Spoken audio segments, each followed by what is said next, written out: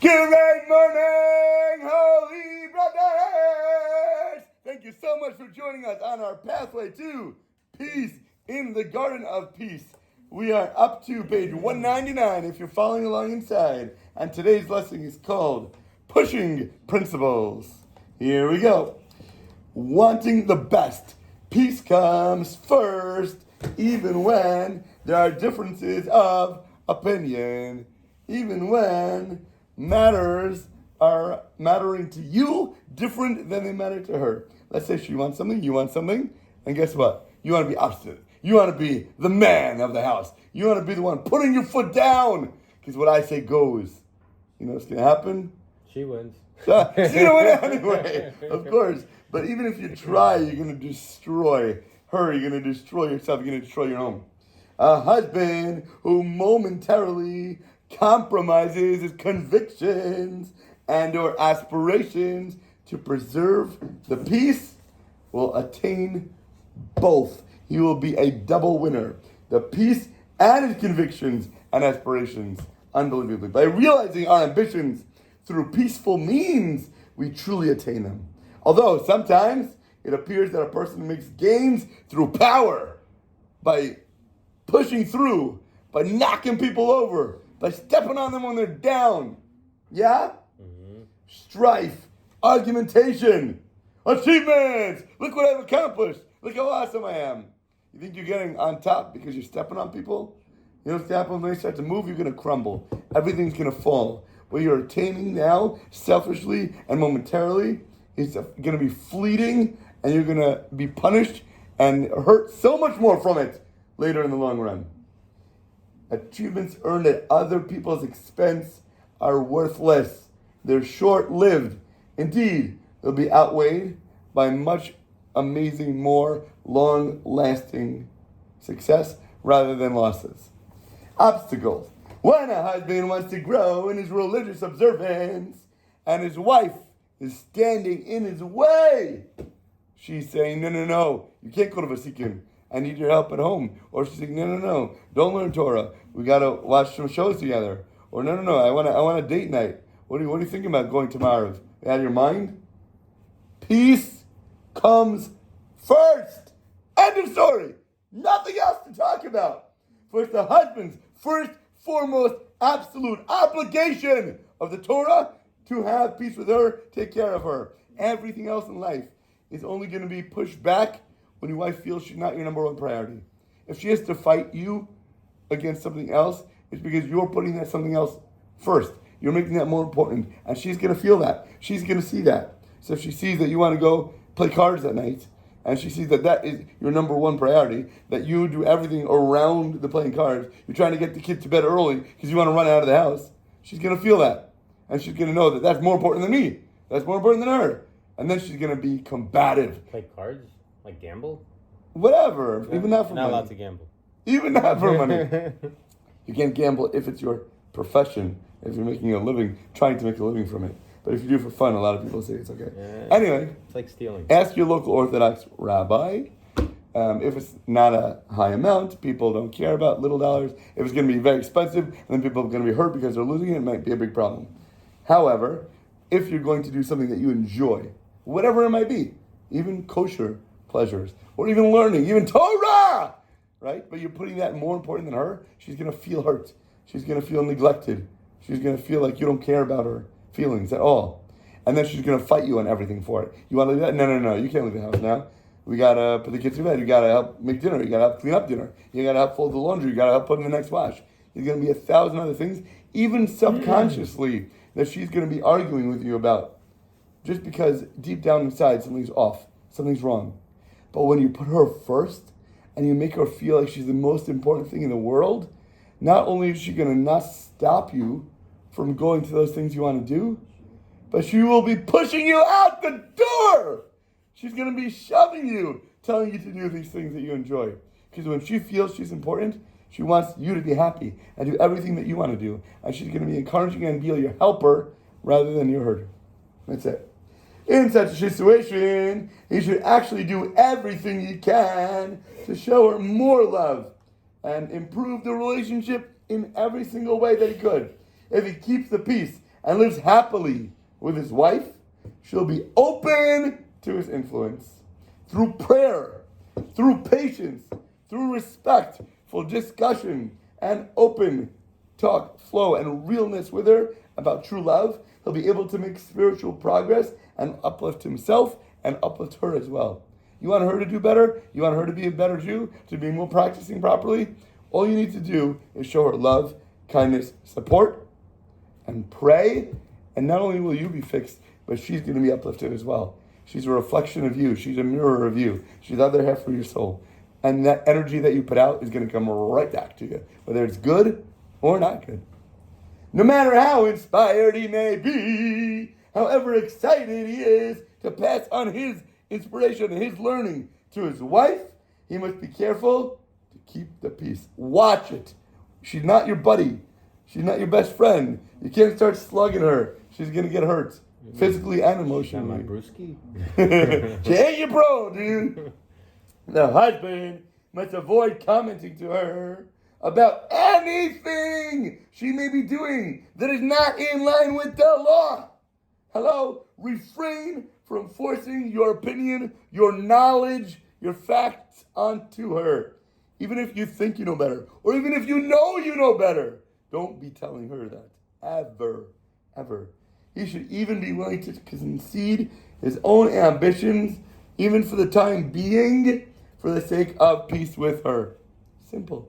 You want a happy life? You want a happy wife? You be amazing to her. You'll be good to her. No comments, no criticism, ever. A husband must be patient, even if he has to look to concede some goals, even if not for short term, but even if he thinks it's going to be a long-term duration. My wife went to Israel for a week. While she was there, she got so inspired, she fell in love, and she came home and said, "Hey, what do you think about living in Israel?" If my wife says to me at 12:30 at night, "What do you think about having a bowl of ice cream now?" What is she telling me? She wants a bowl of ice cream? She wants a bowl of ice cream now. She's not asking me what I think about it. What are you, so dense? She's not asking me what I think about ice cream. Do you think it's good to eat ice cream? Do you think it's a good idea to have ice cream now? She's telling me in a nice roundabout way, "Honey, sweetheart, can you please get off your tush, get out of bed, go get dressed, go downstairs, and get me a bowl of ice cream and bring it up to me so I can have it in bed." That's what she's saying. You have to understand women's words and what language they're using at the time. So when she says that about ice cream, I know she absolutely wants it now. So when my wife says, "What do you think about living in Israel?" What do you think she means? She means, I want to live in Israel. I have no idea if that's something that is in line with your thoughts right now. Would you be open to moving there with me? So when I hear that, what's the first thing I say? Absolutely! Great idea! Let's go right now. And next week, we bought a property in Israel. That's it. I don't want to move, and I'm not interested. I have a great life here. Out of the story. Not even a question. Hashem, God is using her to relate and talk to me. God is holding the microphone, and she's the speaker box. If I hear something, it is the direct message from Hashem, and I'm here to learn, to grow, to do, to observe the commandments. That's it. Do I want to live in Israel? I haven't even thought about it. Do I think it's going to be fun, exciting, or having problems? It doesn't matter. That's it. This is what she wants to do. This is what we do. In a year and a half, we'll make aliyah. We'll pack our bags. We'll sell the house. Whatever it might be. I will go. I will do. Put my feelings, put my opinions aside, and be absolutely eager about it. Be zealous about it. Be full of alacrity and zerizos. You run like the wind. My wife says, "Oh, I want to move to Teaneck." Okay, you go to Teaneck. What? What's the difference?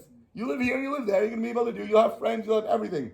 Stop, drop, roll, man. When there's a fire, you move. The long way will end up being the shortest way. Sorry, we said a husband must be patient, even long-term goals, right? Long-term goals, even about where you're living. The long way will end up being the shortest way to a life of happiness and absolute pure peace. The short way of forcing the other person to immediately accept my view. Stop doing what you're doing. Accept it. Bow down. Whip you. That's it. When I'm in the street, everybody's got that get down from the knees, from the feet. When he walked down, Mordechai was the only Jew that didn't bow down, right? Walked around with a gaka, an idol on his neck. Haman, right? He's trying to beat everybody down to get in line with his way of view. Mordechai didn't listen. And guess what happened to Mordechai? He ended up throwing him on the gallows that he built for him. You talking about irony? You talking about crazy events? Every single day in our life, Hashem is showing us these kind of events. They're called modern day miracles. If you just stop for a minute, open your eyes, and instead of running through your daily grind, stop for a moment and reflect. What's happening right now? Who's sitting next to me? What conversations am I hearing in the other room? What am I seeing today? Everything that's brought to you by God. That's it. Open, recognize, realize you'll have the best relationship you have with your Creator, with Hashem. You bring Him into your life, you bring Him into your world, your scope of view, your whole day is going to be transformed. Every interaction you have is going to be godly.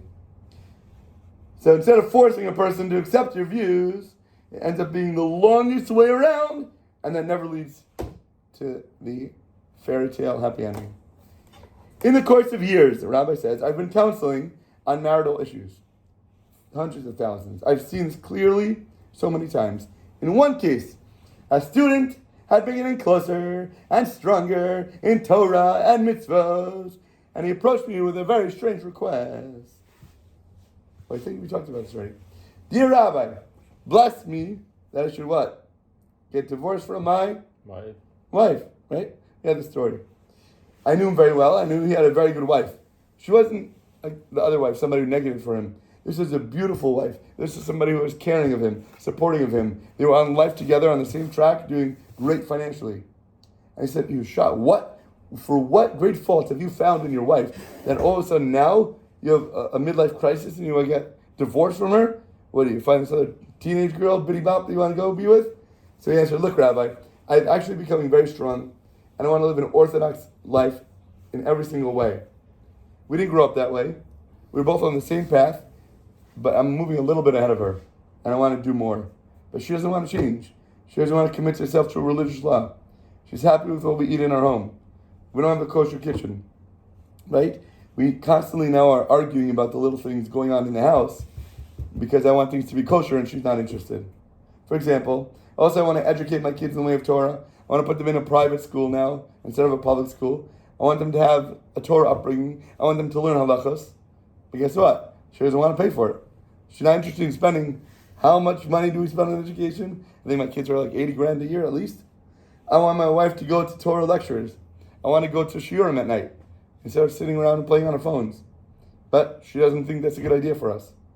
However, I try to strengthen her. It's not working.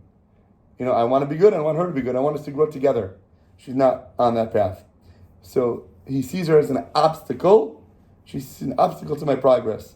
In the way that I want to serve Hashem, I don't see any option. If I want to grow in Hashem, I want to be more religious, I want to be more Torah observant, she's my burden on my shoulders. If I let her go, I can run so much faster. I can get to that finish line. What do? I got to dump her, get her off my back. I don't see any other option. And I'm not doing it because I hate her, but I know what I should do, I know what I'm here for, and I want to get to the goal. So let me find another wife who's more religious, whose Torah views in line with mine more. So, he asked the guy, straightforward, my son, do you have emunah? Do you have faith? So me? Of course I have faith. What do you think I'm doing? Why do I want to be a religious Jew? Because I want to come closer to God. I believe in God. If you have emunah, why in the world would you think to divorce your wife? Emunah is prayer. Emunah is faith. You want to come close to God? Every single day, open your mouth, 10 minutes a day. I'm not telling you to do the required 1 hour. 10 minutes a day. Open your mouth.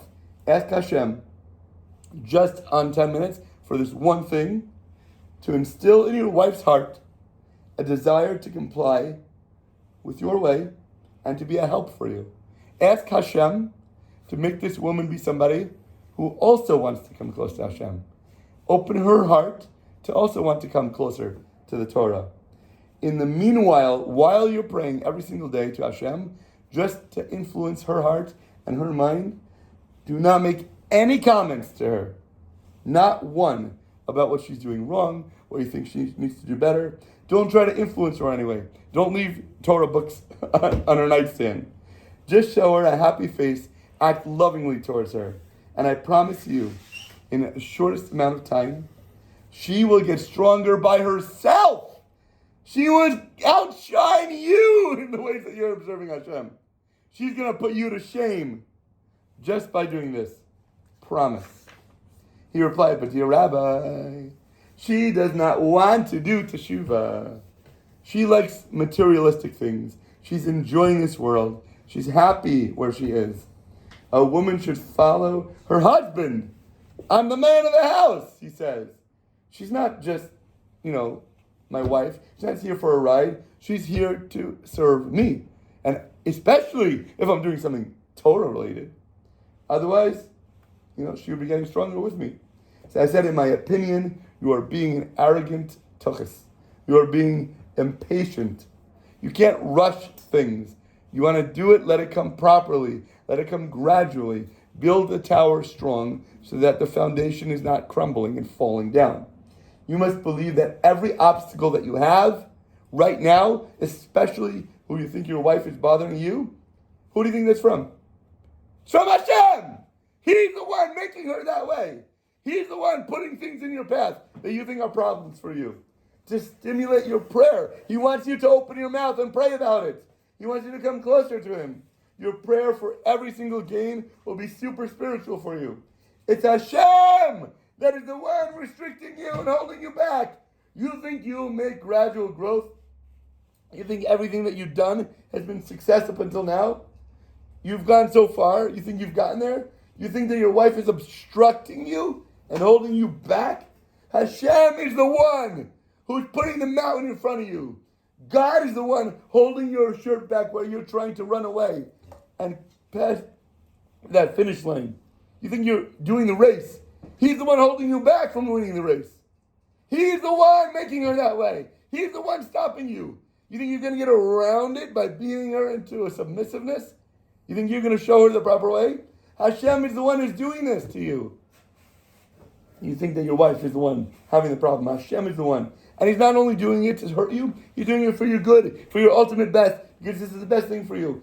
Because maybe now you're going to turn to him and start talking and having a real relationship with Hashem. Instead of doing mitzvahs robotically, mechanically, whatever you think you're doing. He wants you to be real about it, so that you should achieve each step of growth through extensive prayer and gradual process and make it real. It may be slow, the progress, but it's going to be healthy now. And whatever we attain without prayers, without proper preparation, is going to be hugely damaging. Very bad for you. And we will continue, God willing, the story tomorrow. Have an awesome, graciously amazing rest of your day.